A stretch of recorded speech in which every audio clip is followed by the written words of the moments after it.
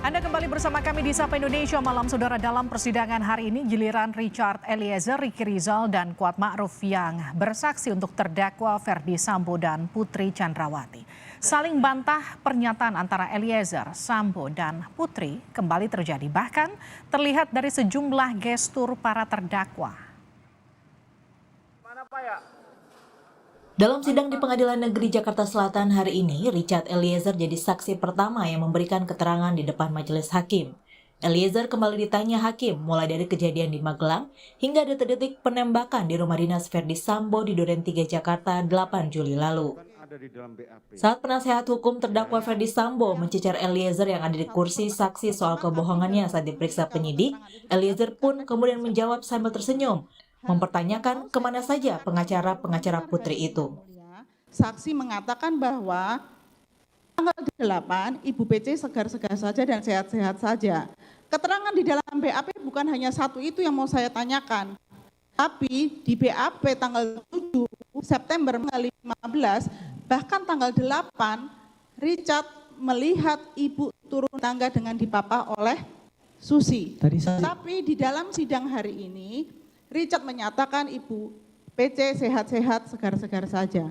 Yang saya mau tanyakan, keterangan saudara mana yang benar? Jadi Ibu tadi memperhatikan dan mendengar, tadi saya bilang bahwa pada saat keluar dari rumah itu Ibu dipegang sama Susi. Betul dipegang sama Susi. Tidak tadi ada yang mulia. Ada tadi Anda pada saat lupa dengan ketidakkonsistenan saudara sendiri. ada Ibu, cuma ditanya sama jaksa lagi. Pada saat itu Ibu lihat bagaimana? Saya bilang iya biasa-biasa aja. Memang dipapa sama Ibu, tapi Ibu biasa-biasa aja. Aduh, Ibu ini gimana sih? Tidak tahu yang mulia. Saat mendengar keterangan Eliezer, reaksi dan gestur terdakwa Ferdi Sambo tertangkap kamera beberapa kali. Sambo sempat menggelengkan kepalanya saat mendengar Eliezer bercerita tentang kejadian di TKP Duren 3. Sambo juga terlihat menganggukkan kepalanya sambil mencatat dan mendengarkan kesaksian mantan ajudannya Richard Eliezer. Saat sesi tanggapan, Ferdi Sambo dengan jelas membantah kesaksian Eliezer. Suaranya terdengar melambat dan bergetar saat Sambo menceritakan soal penempatan khusus hingga mengakui akan bertanggung jawab atas kematian Yosua dan meminta istrinya tidak dilibatkan. Ternyata keterangan kebohongan tanggal 5 itulah ya, kemudian saya dijemput oleh Bintang 2, dibawa ke Mabes Polri, dan kemudian saya dipatsus.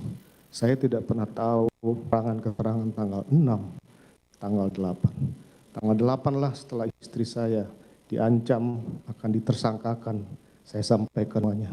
Tapi apa nyatanya, ternyata juga ditersangkakan dan diterdakwakan. Ini perlu saya sampaikan. Kemudian yang terakhir yang mulia,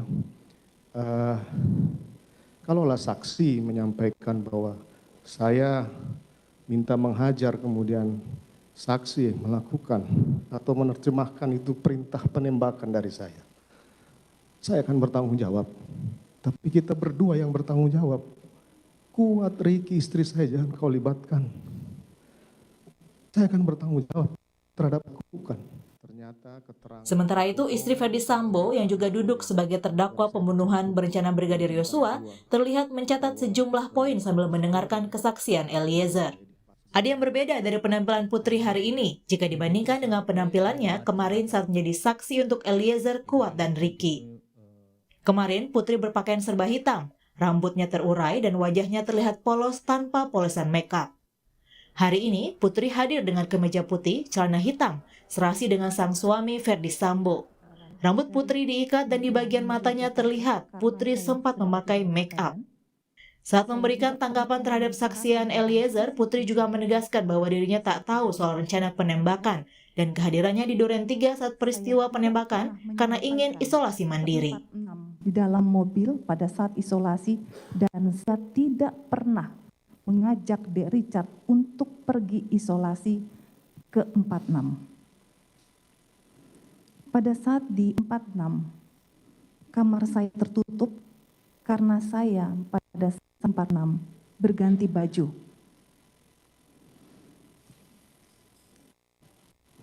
Saya memanggil Dek Richard untuk ke lantai 2 untuk bergabung bersama Ricky, Kuat, dan Pak Ferdi Sambo dan saya memberikan P maupun menjanjikan uang dan memberikan terima kasih. Sidang kesaksian Eliezer sebelumnya sempat direncanakan dilakukan secara daring atau online, mengingat status Eliezer sebagai justice collaborator. Tapi kemudian pihak kuasa hukum Eliezer memutuskan bahwa Eliezer siap hadir dan memberikan kesaksian hari ini. Tim Liputan Kompas TV.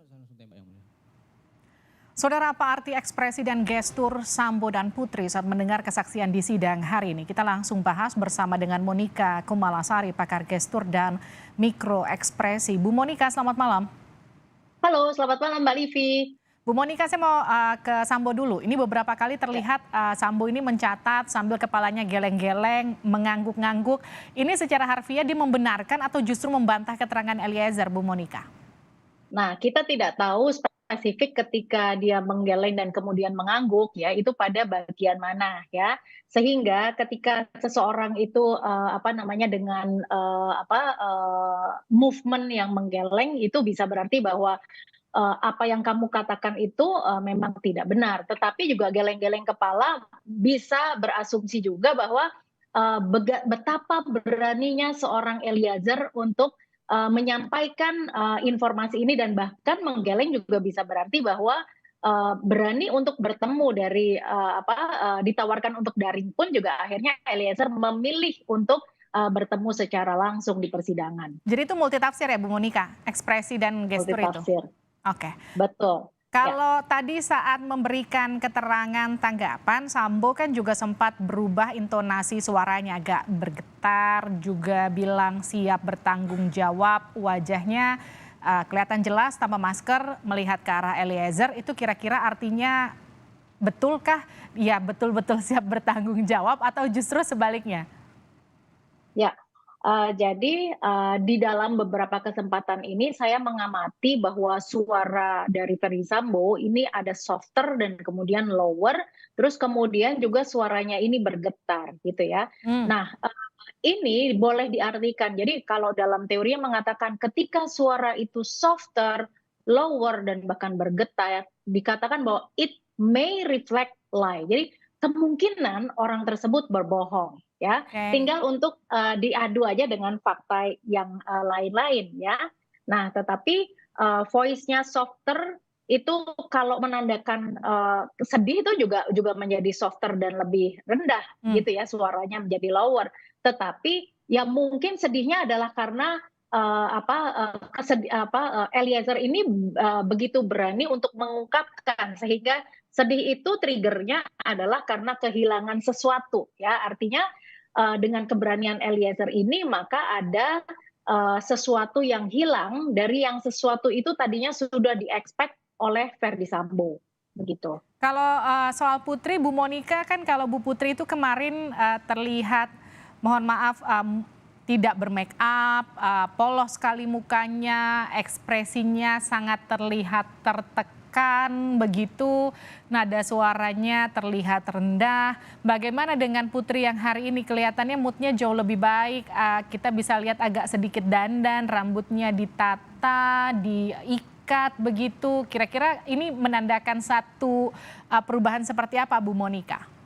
Ya, jadi ada perubahan yang jelas terjadi pada Ibu Putri, di mana kemarin juga bare face, tidak makeup gitu. Terus kemudian dari matanya juga terlihat sayu, dan kemudian kemarin itu kan bahkan hakim sampai menanyakan bahwa Anda menangis. Yang kita lihat adalah tangisan ya kemarin. Nah, tangisan itu adalah menandakan bahwa seseorang itu sedih, tetapi problemnya adalah apakah genuine crying, apakah benar-benar menangis, atau menangisnya ini adalah sesuatu yang memang direkonstruksi untuk menampilkan bahwa dia ini bersedih gitu ya. Nah, tangisan adalah suatu tanda bahwa seseorang itu call for help, jadi minta untuk diakomodir, minta untuk diempatisi bahwa saya itu lagi sedih, tetapi problemnya adalah benar-benar sedih atau tidak gitu ya. Salah satu penandanya adalah watery eyes gitu. Jadi mata yang keluar air mata gitu ya. Nah, kemudian kemudian biasanya diusap. Nah, ini kita tidak melihat ada air mata yang keluar begitu ya. Dan juga kesedihan itu salah satunya adalah dengan sore throat. Jadi tercekat gitu ya di tenggorokan ya. Nah, juga terlihat juga terdengar juga dari suaranya yang terisak dan sebagainya. Jadi yang kemarin yang kita lihat adalah ketika mencoba untuk tangannya ini seperti mengusap air mata dan kemudian justru malah yang keluar dari hidung ya. Ini adalah biasa seseorang ketika melakukan tindakan manipulatif ya yang tidak perlu dipikirkan karena ternyata memang air matanya nggak keluar gitu. Itu yang mau saya tanyakan Bu Monika. Ini kan kalau di kasus Sambo ini beberapa kali saksi bahkan tersangka terdakwa dari obstruction of justice ini juga menyatakan Sambo berkali-kali meyakinkan mereka sambil menangis. Sambo mengucapkan kejadian itu sambil kemudian menangis, keluar air mata. Ini juga terjadi di persidangan, Putri terlihat menangis. Hakim atau mungkin masyarakat awam bagaimana sih katakanlah mengidentifikasi ini adalah tangisan manipulatif atau ini betul-betul tangisan orang yang betul-betul sedih? Bagaimana seorang pakar mikroekspresi melihat ini? Membedakannya seperti apa? Ya, jadi kalau ada seseorang menangis, ya itu kan tanda dari kesedihan. Menangis bisa juga merupakan tanda dari kebahagiaan, tetapi kita skip karena bukan dalam konteks tersebut. Sehingga kita baru boleh mengasumsikan bahwa menangis yang diekspresikan ini adalah menangis untuk kesedihan. Menangis terjadi karena kehilangan seseorang atau sesuatu yang berharga bagi mereka, gitu ya. Nah, fungsinya adalah nangis ini adalah untuk menunjukkan saya butuh empati. Nah, butuh untuk diberikan empati. Jadi ketika seseorang menampilkan bahkan Ferdy Sambo ini, nah ini adalah meminta empati dari hakim atau dari jaksa juga bahwa saya ini sedang bersedih gitu. Itu adalah pesan dari bawah sadarnya gitu ya. Dan kemudian kesedihan itu juga diikuti dengan tubuh.